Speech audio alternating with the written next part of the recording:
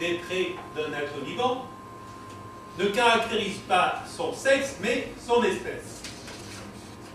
Hommes et femmes, nous appartenons à la même. Alors pourquoi donc nous percevons-nous comme si différents? Simplement parce que nos quelques différences se trouvent concentrées dans tout ce que nous devons faire ensemble et au plus près. C'est donc là que nous avons le plus de chances de ne pas nous comprendre. Pour mieux saisir la chose, nous allons examiner nos jardins secrets respectifs, là où tout se joue. Vous savez, le fameux jardin de la petite graine. Dans ce modèle, la femme est une fleur, dont l'homme détiendrait la tige. Quelle réalité se cache derrière le modèle? Osons lever le voile.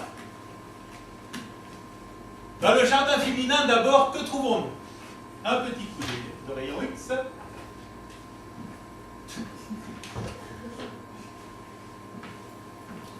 Une fleur, en effet. Une fleur sur un mont. Une fleur et un bouton pouvant tenir lieu de plan B. Un mont pouvant revêtir différents aspects, foisonnants ou chauves, suivant l'humeur du corps ou de l'âme. Corps pour la police, ou l'âme pour la futaie. Police de caractère pour les pelés, ou futaie pour les botaniques, ou bottes de fourrage, comme disent les ballots, parmi lesquels se cache pas mal de lèche-bottes d'ailleurs.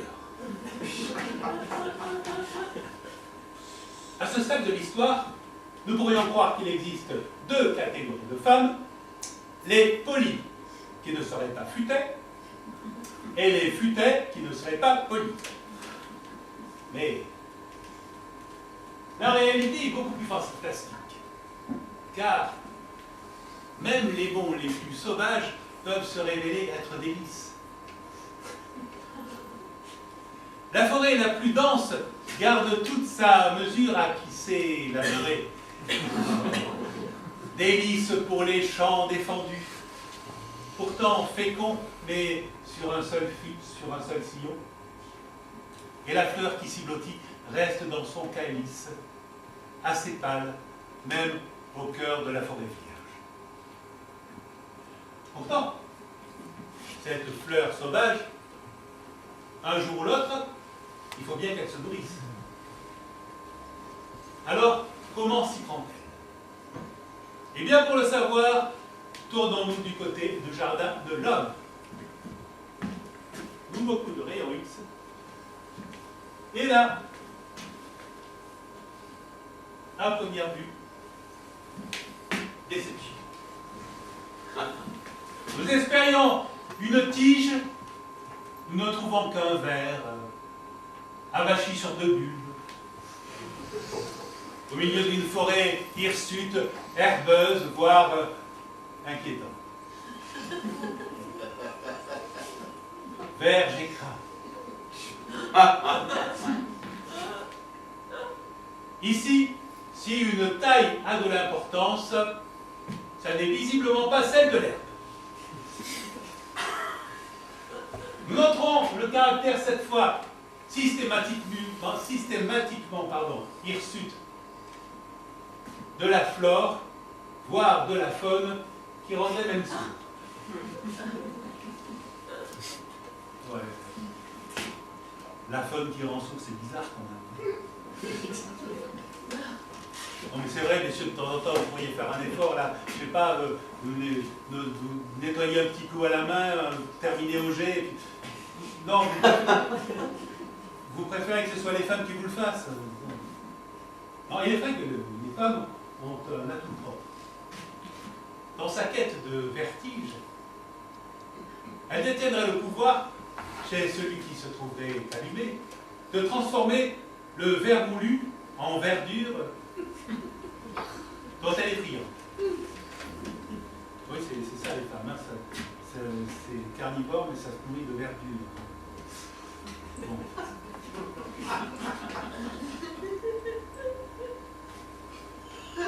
Elle engloutira le verre tout entier, jusqu'à prendre son pied. Elle en extraira quelques gouttes, un brin nacre, une perle pour s'arroser.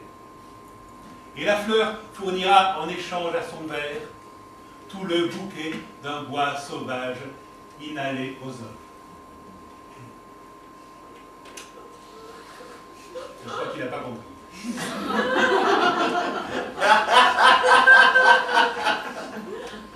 Je crois qu'il n'est pas le seul d'ailleurs. Bon, je vais vous donner un petit... Ceci, en bricolage, ouais, le monsieur n'est pas bricoleur, c'est ce que l'on appelle un boisseau. Une brosse boisseau. Alors vous savez, vous voyez, celui-ci est plutôt du type cloche blonde. On pourrait croire d'ailleurs que c'est réservé aux futaies, mais non. C'est fait pour les polis, plus précisément d'ailleurs pour les polissages. Donc ceci dit, je reprends mon texte. Et la fleur fournira en échange à son verre tout le bouquet d'un boisseau vaginal et aux hommes. Merci. Image rassurante, telle celle de la fleur au bout du fusil. C'est d'ailleurs exactement ça. Voilà. Voilà tout ce qui se passe dans nos jardins. Pourtant, on raconte que, quelque part, dans une vallée obscure, entre des monts de l'ère du Verseau, quelques feuilles de rose s'égaretaient parfois près d'un trou perdu. On raconte même que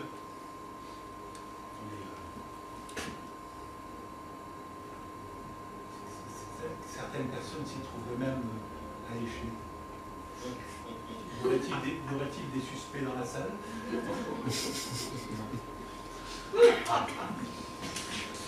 On raconte même que ce côté obscur jouerait parfois la concurrence à l'endroit des femmes. Imaginerait-on une rose jouant avec les aubépines poussant à contre-champ?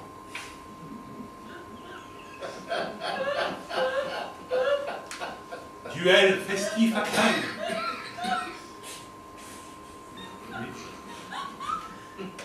Duel festif à craindre, quoique pour les futés, ce serait plutôt un duel festouf en fait.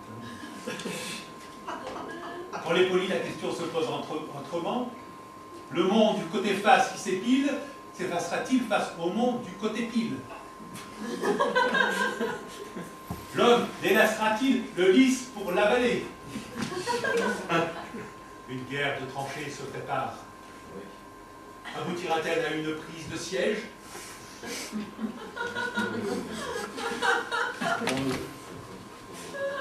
Je vais arrêter là parce que ça va finir par la prise de tête en fait. On peut s'envisager aussi, mais là on sort du domaine. Nos jardins sont si petits. Pourtant, il peut s'y dérouler tant de choses. Alors, remembrons nos parcelles pour que l'immense champ des possibles puisse être mis sur pied. Si nous les remembrons côté jardin, nous les verrons monter en bourse côté cour. Nos jardins sont-ils trop souvent déjà chers?